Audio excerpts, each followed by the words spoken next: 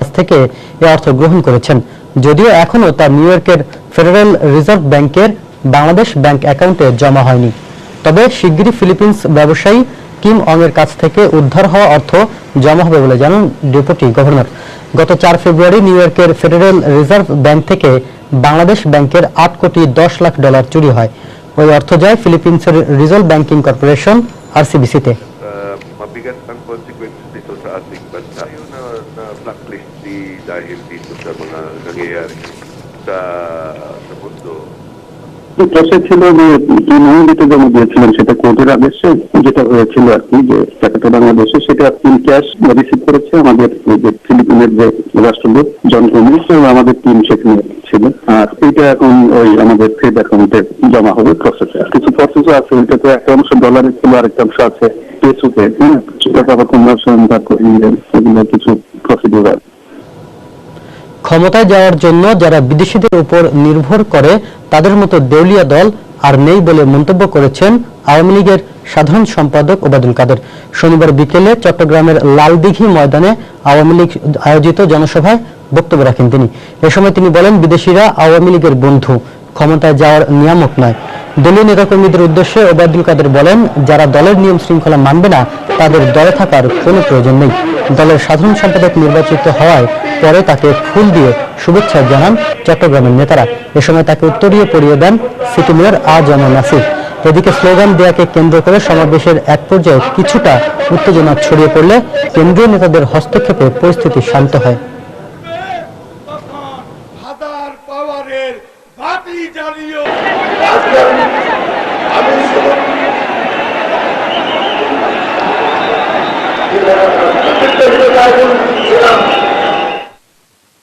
দল করলে দলের নিয়ম শৃঙ্খলা মেনে চলতে হবে।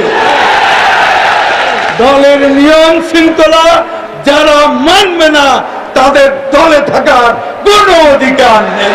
যারা দেশের ক্ষমতা ফিরে পেতে জনগণকে বাদ দিয়ে বিদেশের দিকে তাকিয়ে থাকে, তাদের চেয়ে দেউলিয়া দল বাংলাদেশে আর আছে?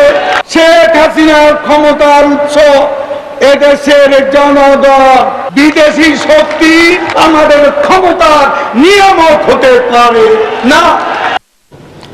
বিএনপি নতুন কৌশলে সাম্প্রদায়িক সম্প্রীতি নষ্ট করার ষড়যন্ত্র করছে বলে অভিযোগ করেছেন খাদ্যমন্ত্রী অ্যাডভোকেট কামরুল ইসলাম।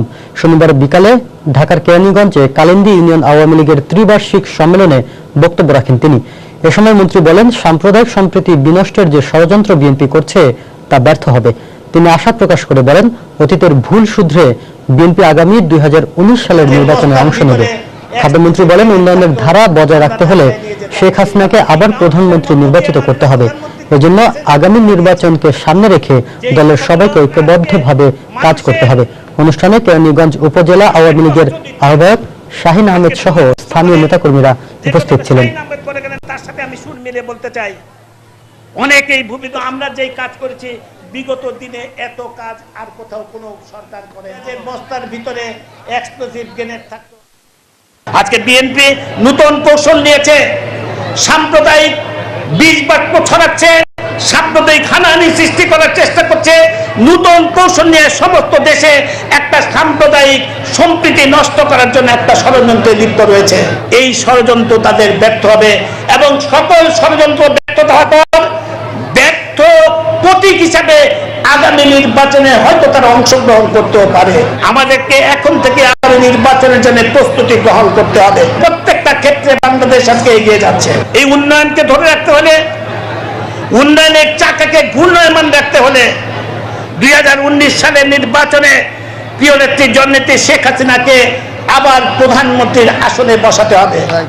আবার সেই নির্বাচনে আমাদের বিজয় লাভ করতে হবে। প্রবাসের সময়ে আরো থাকছে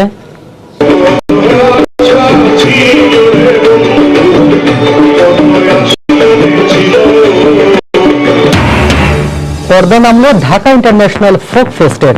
উৎসবের শেষ দিনে দেশি বিদেশি শিল্পীর পরিবেশনায় মাতল লাখো দর্শক।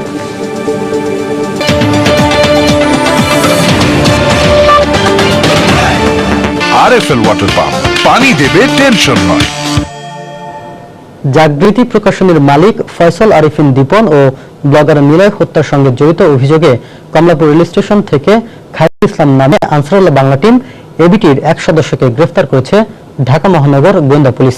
পুলিশের কাছ থেকে খায়রুল স্বীকার করেছে আনসারুল্লাহ বাংলা টিমের প্রধান সাবেক মেজর জিয়ার নির্দেশে দীপন ও নিলয়কে হত্যা করা হয়। এছাড়া অভিজিৎ রায় হত্যার ব্যাপারেও তার কাছ থেকে গুরুত্বপূর্ণ তথ্য পাওয়ার দাবি পুলিশের। খান মোহাম্মদ রুমেলের রিপোর্ট। গেল বছরের 7 আগস্ট রাজধানীর পূর্ব গোরানের বাসায় ঢুকে কুপিয়ে হত্যা করা হয় ব্লগার নীলাদ্রি নিলয়কে। এর মাস দুয়েক পর 31শে অক্টোবর শাহবাগের আজিজ সুপার মার্কেটে একই কায়দায় খুন হন জাগৃতি প্রকাশনীর স্বত্বাধিকারী ফয়সাল আরিফিন দীপন। দুটি হত্যাকাণ্ডের জন্যই এবিটিকে দায়ী করছিল পুলিশ। দীপন হত্যার সঙ্গে জড়িত অভিযোগে এর আগে এবিটির 2 কর্মীকে গ্রেফতারও করে গোয়েন্দা পুলিশ। আর হত্যার অন্যতম পরিকল্পনাকারী মুকুল রানা ওরফে শরীফ মারা যায় বন্দুকযুদ্ধে। গোয়েন্দা কর্মকর্তা বলছেন, এবিটির ইন্টেলিজেন্স শাখার সদস্য খায়রুল ওরফে রিফাতের দায়িত্ব ছিল টার্গেট ব্যক্তির তথ্য সংগ্রহ করে সামরিক শাখাকে জানানো। আর এই লক্ষ্যে 2014 সাল থেকে 2015 সালের জানুয়ারি পর্যন্ত নিলয়ের এবং 15 সালের জানুয়ারি থেকে আগস্ট পর্যন্ত দীপনের গতিবিধি সম্পর্কে তথ্য সংগ্রহ করে সে। ব্লগার সিলেকশনের সময়টাতে তারা আইটি অ্যানালাইসিস করে বড় ভাইকে তারা ইনফরমেশন দেয় যে তার অবস্থানটা এই এবং সে ধর্ম কিংবা ইসলাম ইত্যাদির বিরুদ্ধে এই লেখালেখি করে। নীলাদ্রির বিষয়টাতে সে 5 মাস পর্যন্ত তাকে ফলো করে, তাকে অনুসরণ করে সমস্ত তথ্যাদি সংগ্রহ করে বড় ভাইয়ের কাছে দেওয়ার পর এই অপারেশনটি হয়। আনসারুল্লাহ বাংলা টিমের সামরিক শাখা প্রধান মেজর জিয়ার নির্দেশেই এই হত্যাকাণ্ডগুলো ঘটানো হয় বলে দাবি করে পুলিশ বলছে, শুধু তাই নয়, অভিজিৎ রায় হত্যার ব্যাপারেও খায়রুলের কাছ থেকে গুরুত্বপূর্ণ তথ্য মিলেছে। আনসারুল ইসলামের সংশ্লিষ্ট যতগুলো খুন হয়েছে প্রত্যেকটাতেই major Zia played a vital role and he is the leader. গোয়েন্দা কর্মকর্তা আরো বলছেন, এসব হত্যাকাণ্ডের পর ফেসবুক টুইটারে দায় স্বীকারের কাজটিও করেছে তথ্য প্রযুক্তিতে পারদর্শী খায়রুল ওরফে রিফাত ওরফে জামিল। খান মোহাম্মদ রুমেল, সময় সংবাদ, ঢাকা। এবার পাকিস্তানে মাজারে বোমা বিস্ফোরণের খবর। পাকিস্তানের বেলুচিস্তান প্রদেশের একটি মাজারে বোমা বিস্ফোরণে অন্তত 43 জন নিহত হয়েছেন, আহত হয়েছেন শতাধিক। শনিবার স্থানীয় খুজদার জেলার শাহ নুরানি মাজারে এ বিস্ফোরণ ঘটে। বিস্ফোরণের পরই নিরাপত্তা বাহিনীর সদস্যরা ঘটনাস্থলে পৌঁছে। তবে দুর্গম এলাকা হওয়ায় এবং আশপাশে কোনো হাসপাতাল না থাকায় আহতদের চিকিৎসা সেবা ব্যাহত হচ্ছে বলে জানা গেছে।